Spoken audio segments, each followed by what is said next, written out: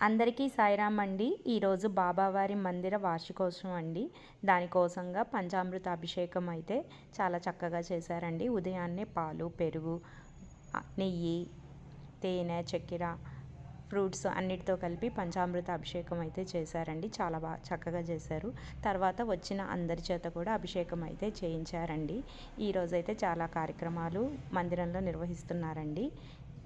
ఆ సాయినాథుని ఆశీస్సులు మనందరికీ ఎల్లవేళలా ఉండాలని కోరుకుందాం. జై సాయిరామ్.